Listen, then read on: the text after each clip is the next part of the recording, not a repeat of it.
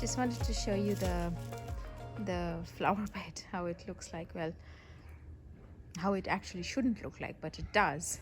And there is no way that I'm going to now, or I will be able to do anything about it, because it's just completely overgrown.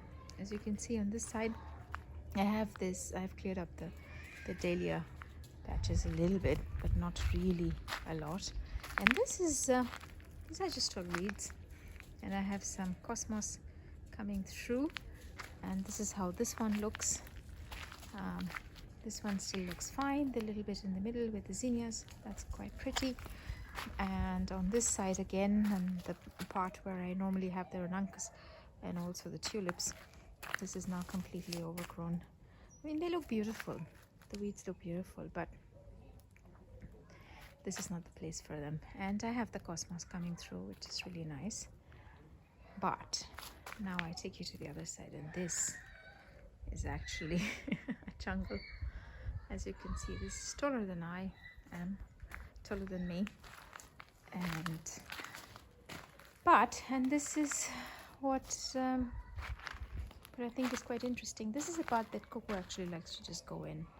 And as you can see, that she has completely flattened out some of these weeds, and there in between I have fresh growth of their killers. So that's a great thing, which means that I do need to cut back, take this away, because let's face it, these are weeds. And as much as I like to leave things the way they are, I think I still need to do a little bit of weeding in the garden. And that kind of leads me to today's main topic, which is weeding, not just in the physical garden, but in the mental garden as well. And this was what I was thinking. I had wanted this year to carry the bigger theme of true, which I had already mentioned in the month of January, which was the first vlog of this year that I did. And keeping that in mind and kind of going along those lines, I just thought that I should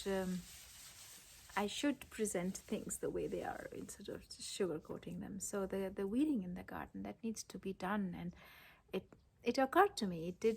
I was thinking about it, and I just thought that the same way that the garden needs the weeding, the internal garden also needs a little bit of weeding. Because when I was, just as I showed you, that when I took off the part where cocoa normally goes and has flattened the weeds off, that's where we have the new growth of the killer.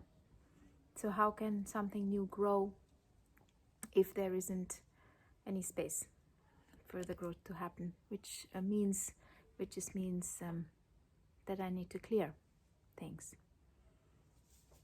And whether that is some thought patterns or some belief systems, anything that doesn't serve and is cluttering up my garden, my internal garden, that needs to go, such that new things can have space to grow and to thrive.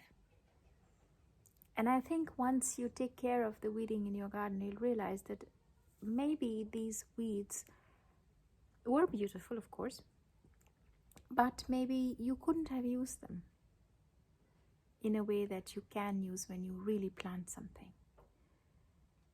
Because that's a chance, that's a fresh growth. And the weed just comes. And that's why they're called weeds, right? Because it's not like you have planted them purposely. They just arrived. And whether it's by your conscious decision, or maybe it just happened that way, you didn't take care of them, so they felt at home and they grew, and they're plants as well, living things, so everything is fine, except you can't really use them for anything. And although they might look pretty, maybe if you had a chance to grow something that you really desired and really wanted, that would be even more beautiful. And that's going to serve your purpose a lot more than just keeping the weeds.